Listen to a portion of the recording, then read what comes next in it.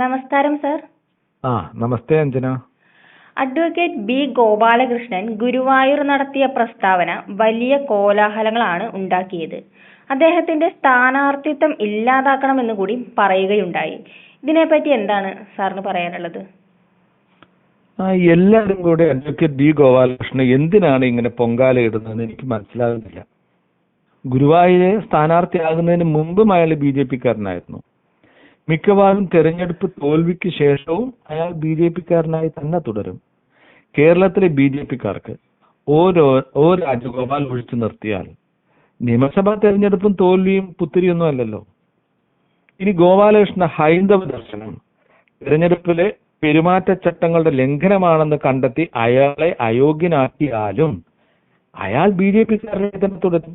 അപ്പോൾ പിന്നെ അയാൾ പറഞ്ഞതിനെ ഇത്രയേറെ വിമർശിക്കേണ്ട കാര്യമുണ്ടോ? MV ഗോവിന്ദൻ വൈരുദ്ധ്യാത്മക ഭൗതികവാദം പറയുന്നത് തെറ്റാണോ? കോൺഗ്രസുകാർ ഗാന്ധിസം പറയുന്നത് തെറ്റാണോ? പിണറായി പരനാറീസം പറയുന്നത് തെറ്റാണോ? ഗണേഷ് കുമാർ വ്യഭിചാര വീരഗാഥകൾ പറയുന്നത് തെറ്റാണോ? PC ജോർജ് ഊളത്തരം പറയുന്നത് തെറ്റാണോ? അതൊന്നും തെറ്റല്ലെങ്കിൽ ഗോപാലകൃഷ്ണൻ പറഞ്ഞത് മാത്രം എങ്ങനെ തെറ്റാകും? ഓരോരുത്തരും അവരുടെ തനത് വ്യക്തിത്വമോ അവരെ വളർത്തിക്കൊണ്ടുവന്ന പാർട്ടിയുടെ കാഴ്ചപ്പാടോ അനുസരിച്ചല്ലേ അഭിപ്രായങ്ങൾ പറയുക. അപ്പോൾ പിന്നെ BJP-യുടെ ഗോപാലകൃഷ്ണനെ പറഞ്ഞത് മാത്രം എങ്ങനെ തെറ്റാകും? BJP-യുടെ പൊളിറ്റിക്കൽ സ്റ്റേറ്റ്മെന്റ് എന്താണെന്ന് ചോദിച്ചാൽ നമുക്ക് എന്ത് ഉത്തരവാണുള്ളത്? BJP-യുടെ ഇക്കണോമിക് പോളിസി എന്താണെന്ന് ചോദിച്ചാൽ ഒരു പക്ഷേ നഴ്സറിയിൽ പഠിക്കുന്ന കുട്ടി പോലും അദാനിയുടെയോ അംബാനിയുടെ ഒക്കെ പേര് പറയും. BJP-യുടെ ഇക്കണോമിക് പോളിസി വളരെ ട്രാൻസ്പെറന്റ് ആണ്. പക്ഷെ പൊളിറ്റിക്കൽ സ്റ്റേറ്റ്മെന്റ് അത്ര ട്രാൻസ്പെറന്റ് അല്ല. അതിന് കാരണം BJP-ക്ക് പൊളിറ്റിക്കൽ സ്റ്റേറ്റ്മെന്റ് ഇല്ല എന്നതാണ്. കമ്മ്യൂണിസ്റ്റ് പാർട്ടിക്ക് ഉള്ളതുപോലെ കോൺഗ്രസ് പാർട്ടിക്ക് ഉള്ളതുപോലെ പൊളിറ്റിക്കൽ സ്റ്റേറ്റ്മെന്റ് BJP-ക്ക് ഇല്ല. കമ്മ്യൂണിസ്റ്റ് പാർട്ടിയുടെ പ്രവർത്തനത്തിൽ കമ്മ്യൂണിസം ഉണ്ടോ എന്ന ചോദ്യവും കോൺഗ്രസ് പാർട്ടിയുടെ പ്രവർത്തനത്തിൽ ഗാന്ധിസം ഉണ്ടോ എന്നതും വേറെ ചോദ്യം.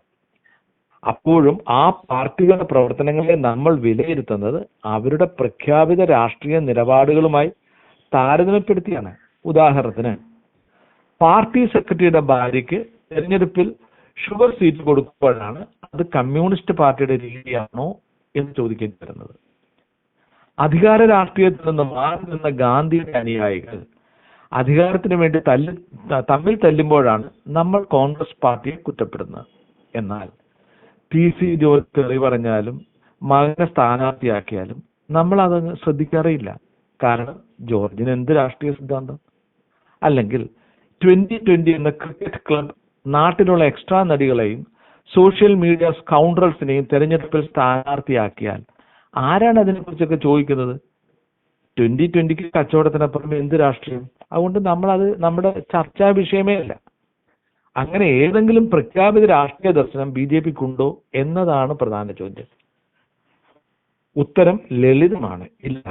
കാരണം BJP-യുടെ രാഷ്ട്രീയം മതമാണ്, മതം മാത്രമാണ്.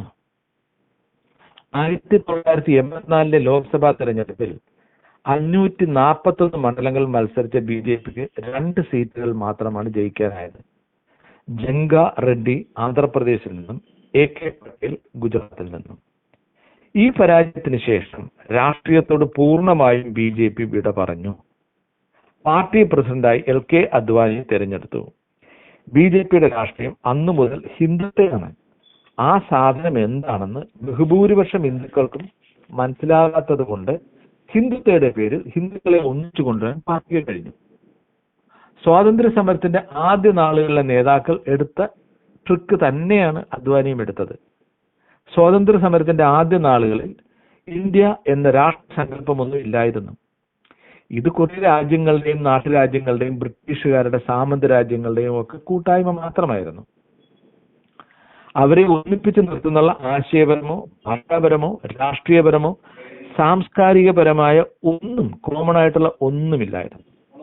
ആകെ ഉണ്ടായിരുന്നത് മതാധിഷ്ഠിത ചില ബിംബങ്ങളും കെട്ടുകഥകളും മാത്രമായിരുന്നു.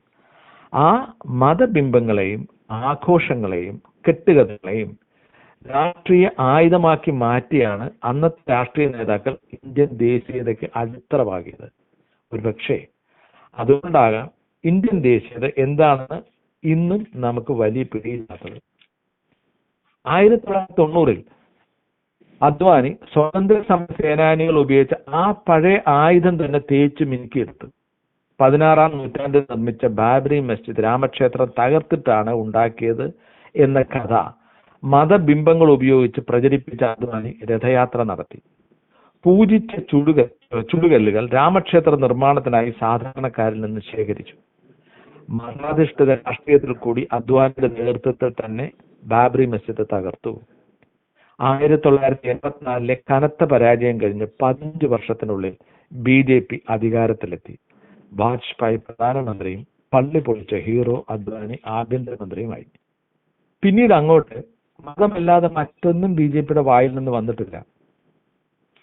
അദ്വാനി ഹിന്ദുമതത്തിന്റെ ശത്രുവായി കണ്ടത് മുഗൾ രാജവംശത്തെ ആയിരുന്നെങ്കിൽ അദ്വാനിയുടെ ശിഷ്യനായി വന്ന് പിന്നീട് അദ്വാനിയെ തന്നെ ഒരു മൂലയ്ക്ക് ഇരുത്തിയ നരേന്ദ്രമോദി ഇന്ത്യയിൽ ജീവിച്ചിരിക്കുന്ന ഓരോ മുസ്ലിമിനെയും ഇന്ത്യയുടെ ശത്രുവായി കണ്ടു.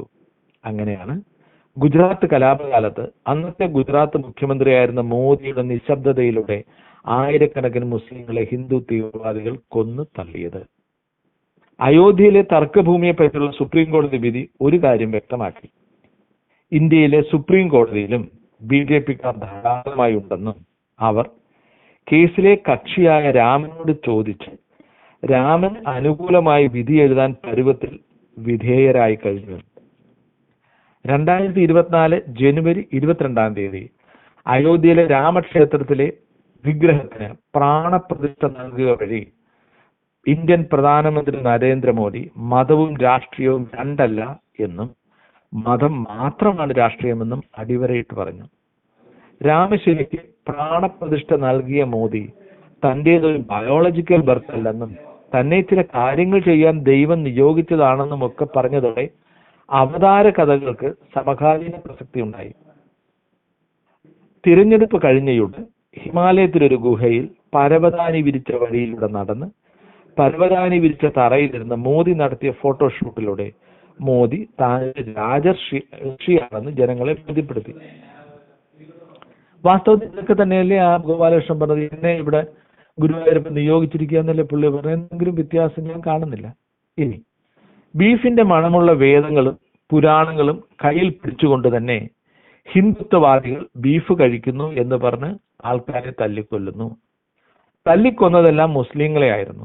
മുസ്ലിങ്ങൾ സനാതന ഹൈന്ദവ വിശ്വാസത്തിനെതിരെ പ്രവർത്തിക്കൂ എന്ന് വരുത്തി തീർക്കാനായിരുന്നു അത്. ഇന്ത്യയും പാകിസ്ഥാനുമായുള്ള ക്രിക്കറ്റ് മത്സരം പോലും ഹിന്ദു മുസ്ലിം യുദ്ധമായി കാണാൻ നാട്ടുകാരെ നിർബന്ധിച്ചു.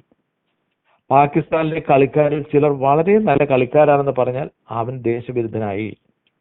പാകിസ്ഥാൻ ജയിച്ചാൽ കൈയടിക്കുന്ന ഇന്ത്യക്കാരനെ ജയ് ശ്രീറാം വിളിപ്പിച്ച് തല്ലാനും മതരാഷ്ട്രീയം തന്നെ ഉപയോഗിച്ചു. നാട്ടിലുള്ള പള്ളികളെല്ലാം ഹിന്ദു ക്ഷേത്രമാണെന്നതായി പിന്നത്തെ BJPയുടെ രാഷ്ട്രീയം. എന്നാൽ വേദങ്ങൾ ഐഡൽ വർഷിപ്പിന് എതിരാണെന്ന വസ്തുത BJPക്കാർ മറച്ചുവെച്ചു. ഇന്നത്തെ ക്ഷേത്രങ്ങൾ മുഴുവനും ഹിന്ദു ക്ഷേത്രങ്ങൾ മുഴുവനും ബുദ്ധിസ്റ്റ് ഷ്രൈൻസിനെ കൺവേർട്ട് ചെയ്തെടുത്ത ആണ് എന്ന വസ്തുതയും മറച്ചുവെച്ചു. ക്ഷേത്രങ്ങൾ മാത്രമല്ല, താജ്മഹൽ പോലും ശിവക്ഷേത്രമാണെന്ന് ചർച്ചകൾ ഉയർത്തിവിട്ടു. രാജ്യത്ത് മതത്തിനപ്പുറം മറ്റു വിഷയങ്ങൾ ഇല്ലാതായി. എന്തിനേറെ, ബംഗ്ലാദേശിൽ ഇന്ത്യക്കാർക്കെതിരെ ചില ആക്രമണങ്ങൾ ഉണ്ടായപ്പോൾ ബംഗ്ലാദേശ് എന്ന മുസ്ലിം രാജ്യത്തിലെ മുസ്ലിങ്ങൾ ഇന്ത്യയിലെ ഹിന്ദുക്കളെ ആക്രമിച്ചു എന്ന് പറയാനായിരുന്നു BJPക്കാർക്ക് താല്പര്യം. പഹൽഗാമിൽ ഭീകരാക്രമണം ഉണ്ടായപ്പോൾ അതിൽ കൊല്ലപ്പെട്ട ഒരു ഹിന്ദുക്കൾ മാത്രമായി. മുസ്ലിം തീവ്രവാദികൾ ഓരോരുത്തരുടെയും മതം നോക്കിയാണ് കൊന്നതെന്ന് പ്രസ് ഇൻഫർമേഷൻ ബ്യൂറോ പത്രക്കുറിപ്പിറക്കി. രാജ്യത്തെ വർഗീയ കലാപം ഉണ്ടാക്കാനായിരുന്നു അതെന്ന് വർഗീയത മാത്രം പറയുകയും പ്രവർത്തിക്കുകയും ചെയ്യുന്ന BJP സർക്കാരും പ്രവർത്തകരും പറഞ്ഞു. ആ വർഗീയതയിൽ ഉറഞ്ഞാടുന്ന അഡ്വക്കേറ്റ് ഗോപാലകൃഷ്ണന് വർഗീയതയല്ലാതെ മറ്റെന്ത് പറയാൻ കഴിയും? അതുകൊണ്ട് അയാള് ഗുരുവായൂരില് മുസ്ലിങ്ങൾ ആണ് തെരഞ്ഞെടുക്കപ്പെടുന്നതെന്നും ഹിന്ദുക്കൾ ഇതുവരെ തെരഞ്ഞെടുക്കപ്പെട്ടിട്ടില്ലെന്നും ആ കർമ്മം നിറവേറ്റാൻ വേണ്ടി എന്നെ ഗുരുവായൂരപ്പൻ ഇവിടെ കൊണ്ട് നിർത്തിയിച്ചിരിക്കുന്നതാണ് എന്ന് പറയുന്നതിൽ വലിയ തെറ്റൊന്നുമില്ല. പക്ഷെ യഥാർത്ഥം വെച്ചാൽ നാട്ടുകാർക്ക് ഇത് അറിയാവുന്നുണ്ട്. തെരഞ്ഞെടുപ്പ് കഴിയുമ്പോൾ ഗോപാലകൃഷ്ണന് എവിടെയാണ് തെറ്റുപറ്റിയെന്ന് ബോധ്യമാകും. അത്രയേ ഉള്ളൂ. അതൊരു ഭാഗം. അത് കഴിഞ്ഞാൽ പക്ഷെ അവിടെയും ഒരു പ്രശ്നമുണ്ട്. ഗോപാലകൃഷ്ണൻ ഇത് പറയുമ്പോൾ ഒരു പ്രശ്നമുണ്ട്. ഈ ഹിന്ദുത്വം എന്നൊക്കെ പറയുന്നത് പൂണൂലിടുന്നവർ, പൂണൂലില്ലാത്ത ബഹുഭൂരിപക്ഷം പേരെ തങ്ങളുടെ അധികാരം നിലനിർത്താൻ വേണ്ടി രചിച്ച ഉഡായിപ്പുകളാണ്.